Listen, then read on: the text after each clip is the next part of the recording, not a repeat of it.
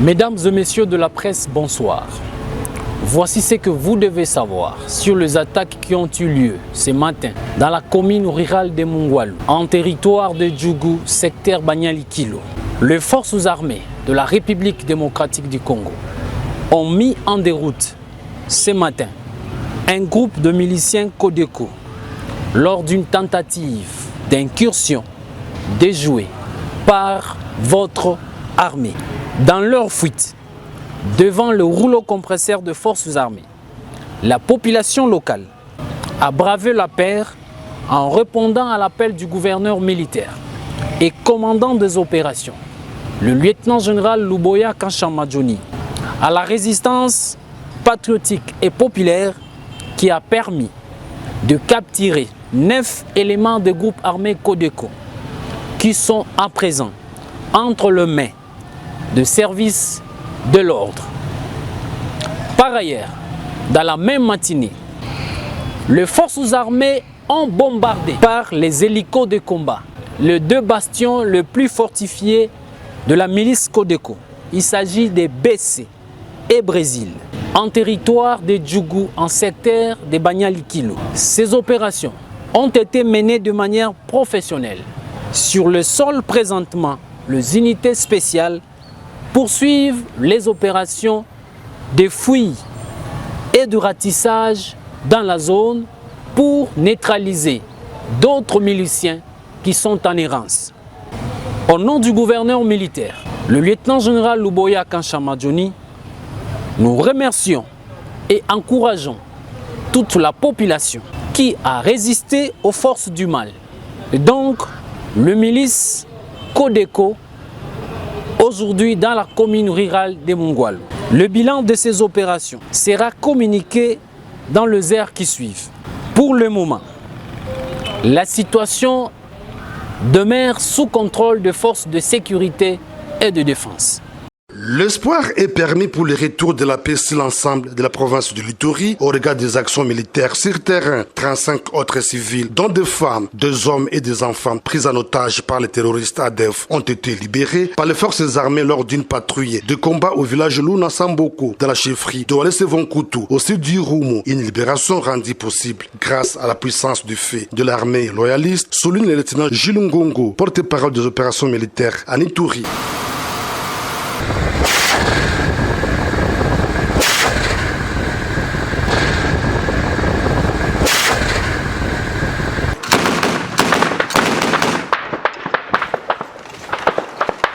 Certains de ces ex-otages ont été ramenés sous haute protection des FARDC dans leurs milieux respectifs et d'autres sont admis dans une structure sanitaire de la place pour des soins. Une manière pour le lieutenant-général Luboya Kanshamadjoni de rassurer ses administrés quant au dispositif sécuritaire mis sur pied pour les sécuriser. Signalons que ces civils ont été kidnappés par les ADF et leurs alliés lors d'une attaque contre des véhicules sur l'axe commandant Luna, c'est la RN4 au village Luna Samboko. Ce énième succès de l'armée intervient seulement une semaine après la libération de 54 autres civils de main des ADF au village Manzobé dans la même chefferie de Walese-Vonkutu. Pour mener à bien la traque de forces négatives en Ituri et créer un climat de confiance entre la population et l'armée, le gouverneur militaire de l'Ituri, le lieutenant-général Luboya Kanshamadjoni, lutte contre les cas d'indiscipline dans les rangs de FARDC. 2 militaires impliqués dans les meurtres de 3 civils le mardi 30 novembre en ville de Bunia sont mis aux arrêts et devront répondre de leurs actes, affirme le lieutenant Gilles Ngongo, porte-parole des opérations militaires en Ituri. Nous compatissons d'abord avec les familles des victimes qui pleurent à ces moments par rapport à cette maître que nous avons connue hier vers 18h, 19h. Et ce sont les 2 éléments. Donc l'un a été, nous l'avons arrêté aujourd'hui par négligence et l'autre, c'est lui bien qui a ôté la vie à ses compatriotes. Et cela veut montrer aujourd'hui que nous luttons et nous menons une lutte acharnée, une lutte sans merci contre toute forme d'insécurité. À l'interne, c'est-à-dire au sein des forces armées, mais aussi à l'externe, contre tous les criminels et bandits qui sont auteurs de tueries, criminalité urbaine. Un avertissement est ainsi donné à tous les éléments de forces armées censés sécuriser la population, et c'est bien dans le respect des règles d'engagement et de comportement. Signalons que, mis à part les civils tués, 2 policiers ont été blessés par les mêmes militaires indisciplinés au centre-ville de Bunia pour des raisons non encore élucidées. Mesdames et messieurs de la presse, bonsoir. Voici ce que vous devez savoir sur les attaques qui ont eu lieu ce matin dans la commune rurale de Mungwalu, en territoire de Djougou, secteur Banyalikilo. Les forces armées de la République démocratique du Congo ont mis en déroute ce matin un groupe de miliciens Codeco lors d'une tentative d'incursion déjouée par votre armée. Dans leur fuite, devant le rouleau compresseur de forces armées, la population locale a bravé la paire en répondant à l'appel du gouverneur militaire et commandant des opérations, le lieutenant-général Luboya Kanchamadjoni, à la résistance patriotique et populaire qui a permis de capturer 9 éléments de groupes armés Codeco qui sont à présent entre les mains de services de l'ordre.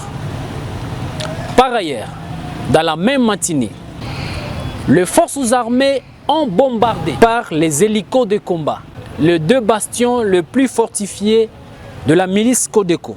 Il s'agit des BC et Brésil, en territoire de Djougou, en secteur de Banyalikilo. Ces opérations ont été menées de manière professionnelle.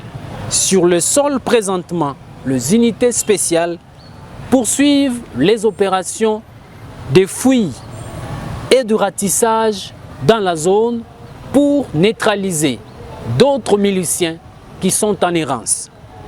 Au nom du gouverneur militaire, le lieutenant-général Luboya Kanchamadjoni, nous remercions et encourageons toute la population qui a résisté aux forces du mal.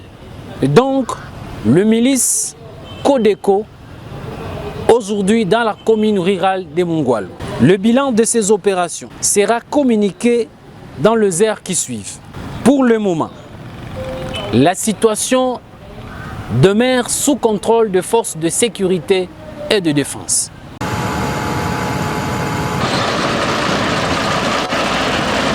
Les groupes armés encore actifs en Ituri doivent s'aligner dans la logique de la paix en déposant les armes. Ceci pour le développement de cette province. Message du président des caucus des parlementaires de l'Ituri, l'honorable Serge Moubert, au sortir d'une audience avec le gouverneur de l'Ituri, le lieutenant-général Luboya Kanchamadjoni. Nous sommes tous Ituriens. Ceux qui tombent sur terrain sont aussi nos frères et sœurs. Et nous ne pouvons que déplorer cet acte de barbarie que nos propres forces sont en train de commettre. Nous leur lançons un appel solennel et pathétique de quitter la brousse et de revenir. Cet acte de barbarie de commettre ne contribue à personne. Et s'ils sont réellement Ituriens comme nous, ils doivent quitter la brousse et montrer leur fraternité à l'égard de nos frères. Vraiment, nous déplorons et nous condamnons très fermement ce qui se passe sur terrain. Nous avons vu à Drodro, il y a eu des tueries dans des cas de déplacés. C'est inhumain ce qui se passe. Nous avons vu à Mahagi, c'est catastrophique. Vraiment, nous encourageons nos forces armées qui continuent quand même à faire un travail appréciable. Il faut préciser que cette délégation des parlementaires de l'Ituri est en mission d'évaluation de l'état de siège mis en place par le commandant suprême des forces armées, Félix Antoine Tshisekedi Tshilombo, et ceci de commandation des élus nationaux des provinces de l'Ituri et du Nord Kivu pour plus d'efficacité de cette mesure exceptionnelle pour la restauration de l'autorité de l'État et le retour de la paix, souhait ardent de la population de l'Est de la RDC.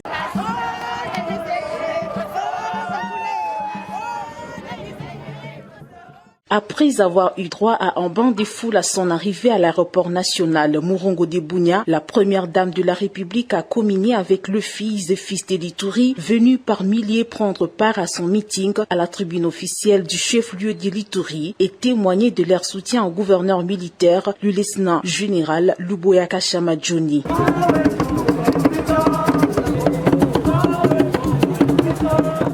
Baba na mama jambo yenu. Batoto ya Ituri jambo yenu. Ici, Denise Nyakero a trouvé la bonne attitude au regard du contexte sécuritaire de la province. Une minute de silence est observée en mémoire des victimes des atrocités. La quintessence de son message, l'amour du prochain et la cohabitation pacifique entre communautés en vue d'une paix durable.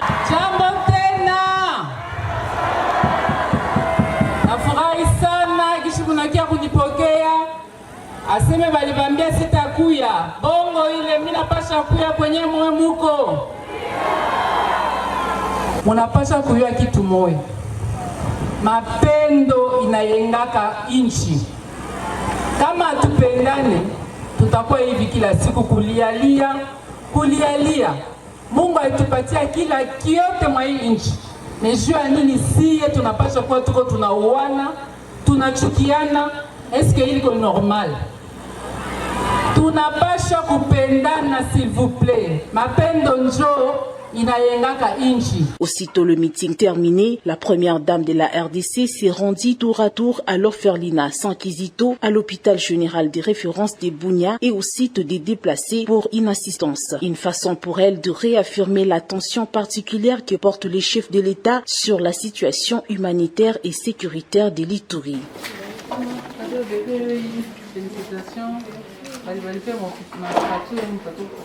Notons que la visite de la première dame de la RDC à Bunia pendant cette période exceptionnelle de l'état de siège est un signe fort d'amour et de réconfort à l'égard de la population iturienne.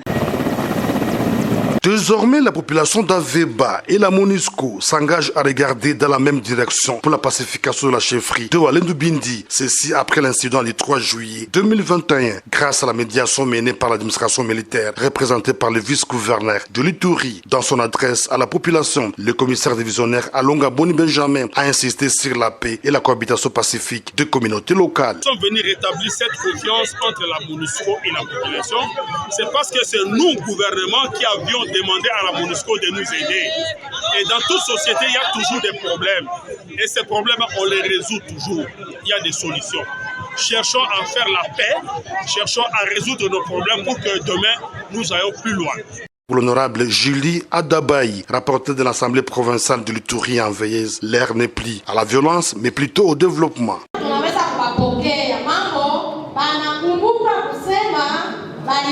Nous les avons déjà accueillis et ils se sont souvenus qu'ils ont mal fait et ils doivent réparer pour que la personne offensée se sente bien.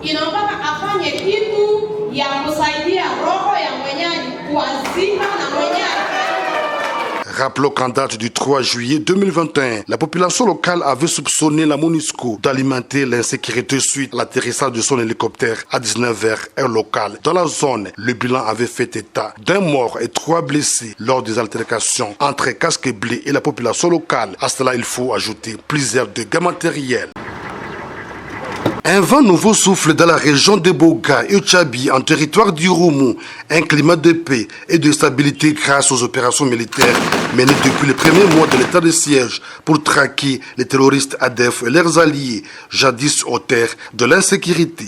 L'ère est désormais au retour à la vie normale, au développement et à la reconstruction des infrastructures de base dans l'hôpital général de Boga, réfectionné et équipé sur financement du gouvernement militaire de l'Ituri. De malades s'en réjouissent. Nous remercions le gouverneur pour cette assistance qui dit l'aide dans sa lourde mission de sécuriser la population. Nous les malades sommes contents des soins de qualité dans cet hôpital. Un habitant de Boga lance un appel à la population à regagner ses habitations. Mon souhait est de voir le gouvernement sécuriser davantage la région pour permettre la reprise des activités champêtres, que la population regagne leur maison, car la paix est déjà rétablie. Pour rappel, après la débâcle infligée aux ADF et leurs supplétifs dans la région de Boga et Tchabi par les forces armées, 35 éléments de ces groupes armés étrangers se sont rendus au FRDC avec 20 armes.